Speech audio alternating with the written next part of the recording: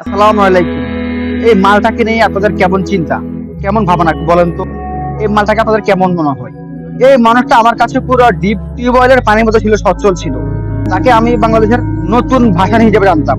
আমাদের যে ছিল না মাওলানা ভাসানী, আমি ভাবতাম আমাদের এই প্রজন্মের আরো একজন মাওলানা ভাসানী হচ্ছে আমাদের এই বিপিন নূর। কিন্তু বিপিন নূর যে ধীরে ধীরে বিকাশ নূর হয়ে যাবে, এটা হয়তো আমি ভাবি নাই। তাকে আমি অনেক ভালোবাসতাম, অনেক সম্মান করতাম, তাকে আমি অনেক অনেক মনে করতাম। 2021 সালে এই মানুষটা, এই মালটা মিডল ইস্টে আসে। এখানে এসে এখানকার একটা ক্যান্সার কান্ট্রি আছে, ক্যান্সার, যেটা হচ্ছে সারা পৃথিবীর ক্যান্সার। সে দেশের একজন নাগরিক, সাবাতি মেহেন্দি, তার সাথে একটা মিটিং করে। এই অভিযোগ তুলছিল আওয়ামী লীগ। কিন্তু তখন এই মানুষটা মাথা টুপি লাগাইয়া বলতেছে, আমি হজ করে আসছি, আমি হজ করে এসে কি আমি মিথ্যা কথা বলবো? আমি এমন কোন কারোর সাথে দেখা করি নাই। তখন তার এই সরল কথা আমাদের সাধারণ মানুষ সবাই মেনে নিচ্ছে। ইভেন তার সাথে যেই টিমমেট ছিল, তার যে পার্টি ছিল, সবাই মেনে নিচ্ছে এই কথা। শুধুমাত্র কিবরিয়া আর হচ্ছে গণ অধিকারের তারেক, সে, এই দুজন নেতা, এই দুজন কিন্তু গণ অধিকার পরিষদের সবচেয়ে বড় নেতা।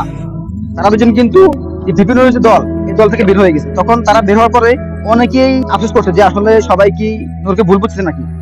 কিন্তু আলটিমেটলি আসলে নূরকে কেউ ভুল বোঝে নাই। নূর আসলে এই কাজটা করছে।